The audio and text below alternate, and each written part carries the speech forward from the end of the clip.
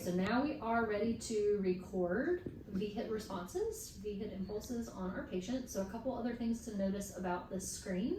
Once we've done the calibration, we end up at this screen. A few things in the middle, so we'll see this manual thresholding. So if I click that, it opens up this little bar here at the bottom, again to add contrast or take away contrast while we're running, but I'll turn that off for now. The next one, again, changes it to the pupil versus just the contrasted view. And then this third one takes away your real-time graph, which you're gonna see over here in the top left. So if I click this third button, it disappears. I think it's really helpful to actually have that, because once you start seeing us run in a minute, this is what's happening real time. This next box here is gonna be the impulses that you're seeing as they come through.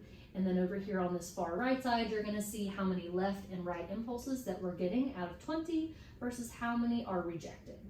Now, sometimes it's gonna give us feedback from system feedback or operator feedback. This is gonna let us know if your impulses are too slow, or if you have overshoots, or if you stimulate the wrong planes. It's gonna give you that feedback here. So you'll know how to correct so that you can get better impulses.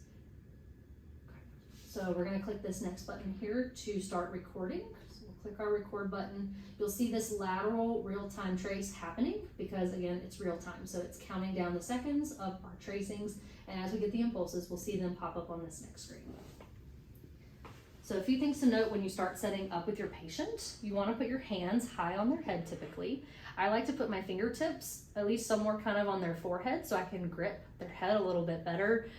Sometimes if I put my hands only on their hair, it's very slippery, and so I wanna make sure that I'm getting a good grip when I do V-hit to get accurate impulses. The other thing, I don't wanna hold my hands too low where I'm touching any part of the goggles or the strap, because that can create goggle slippage, and I don't want that to happen either because that will impact our tracings. So again, hands really high, you wanna grip nice and snug, and so we'll tell the patient, okay, I want you to stare at the dot in front of you, and then just kind of keep your neck loose. I'm gonna turn your head in short, quick movements, left and right, and again, you're just gonna stare at that dot or splat the whole time. Make sure they understand. Allie, are you ready? Yes. Okay, and so now from here, we're gonna do it. Again, it's gonna be a short motion about that far, just a short deflection about that far again, remember, and it's gonna be very quick. So we're gonna do a short, quick impulse. Okay, so the first two that you heard were incorrect impulses, so it did not record them for some reason. Maybe they were too slow. Maybe we had some goggle slippage or something like that. You'll be able to see that on the screen.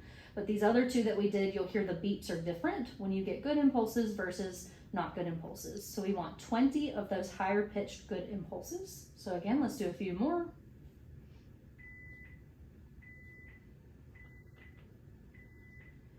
So what you'll see on the screen here, you'll see the orange happening. The orange is the head movement and the green is the eye movement. So we want those to be really close together when we're doing our tracings. I don't necessarily have to go left, right. I could go left a couple times in a row or right a couple times in a row. You can mix it up. The goal is to make it unpredictable for your patient. And so again, you're wanting to do 20. I'm going to try to demonstrate a few here where some are slower impulses.